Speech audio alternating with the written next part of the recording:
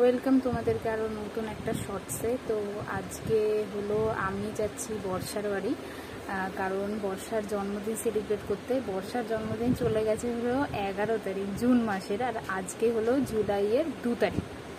তো এতদিন বাদে কেন? কারণ হলো আমি এতদিনে টাইম পাইনি। টাইমের থেকে বড় কথা, আমি আর বিশ্ব মিলে ওর কেক কাটিং করব, তো বিশ্ব সময় হয় না, শুধু বৃহস্পতিবার ছাড়া। তো রোজ এই কদিন বৃহস্পতিবার নয় আমার নেলসের ক্লাস ছিল, নয় বৃষ্টি পড়েছে, নয় বর্ষা বাড়িতে ছিল না, সেই জন্য হয়নি। তো এতদিন পার হয়ে গেছে, সেই কারণে আজকেই ঠিক করি যে দুপুরবেলা যাব। কালকে রাতে যাওয়ার কথা ছিল কিন্তু যেতে পারিনি, কারণ অনেক রাত হয়ে গেছিলো বিশ্ব ওর জিম থেকে আসতে। সেই কারণে আমাদের আর যাওয়া হয়নি, রাত 10টা বেজে গেছিলো। তো আমি ভেবেছি আজকেই যে কালকে কেক আনা হয়ে গেছে, বিশ্বর কাছে রয়েছে। তো আজকে আমরা যাচ্ছি। এখন প্রায় বাজে হলো 1:24 আর বাইরে পড়ছে বৃষ্টি। তো মানে কিছু না কিছুতে আটকেই যাচ্ছি, দেখা যাক যে যেতে পারি কিনা, বৃষ্টিটা একটু কমুক তারপরে। তো তোমরা দেখতে থাকো ভিডিওটা।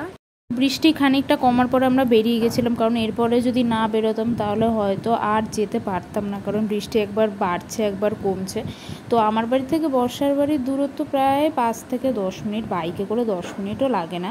তো আমরা তার জন্য বেরিয়ে গেছিলাম দুপুর নাগাদ। আমি এখানে বর্ষার গেটের সামনে দাঁড়িয়ে রয়েছি, আমি একবার নক করলাম, ও এখন অবধি দরজা খুলে উঠতে পারেনি। তো আমি বিশ্বকে বললাম কেকটা লুকোতে। তো এই ভিডিওতে আমি কিছুটা ভয়েস ওভার দেবো, আর কিছুটা তোমরা নিজেই শুনতে পাবে।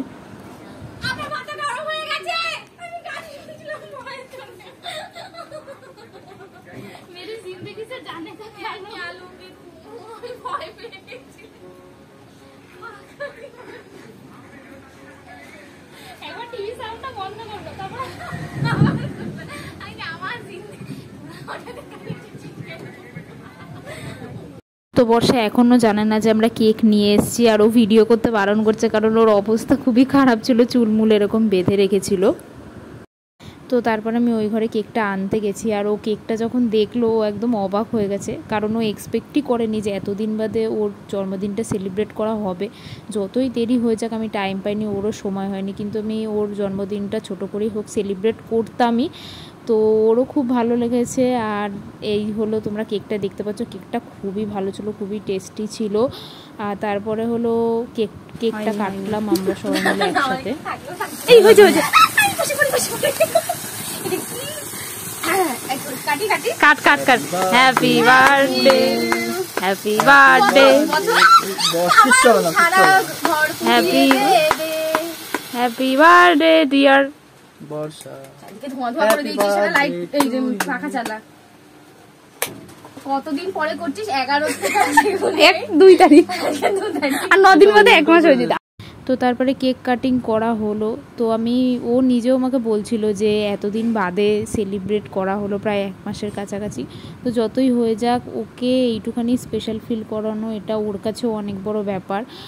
আর মানে আমার কাছে বলতে এরা আমার লাইফে অনেকটা বড় একটা ভূমিকা পালন করে, কারণ এরা সব সময় আমার খারাপ সময়েও পাশে থেকেছে, ভালো সময়েও পাশে ছিল, মেন হলো খারাপ সময়। তো এদের জন্য আমি এইটুখানি করতে পারি। আর তারপরেও কেকটা খেয়েও বলছিল যে খুব টেস্টি হয়েছে, খুব ভালো হয়েছে। তো তারপরে হলো আমরা চলে এসেছিলাম বাড়ির কিছুক্ষণ বাদে। আমরা ওখানে গল্প করার পর, অনেক গল্প করার পর চলে এসেছি বাড়ি। আমি চলে এসেছি বাড়িতে। আমি বাইরে বেরোনোর সময় ভিডিও করতে পারিনি, কারণ বাইরে খুব বৃষ্টি পড়ছিল। তো আজকের ভিডিওটা এই অবধি, দেখা হচ্ছে পরের কোনো একটা ভিডিওতে। ততদিনের জন্য তোমরা খুব ভালো থেকো, টাটা।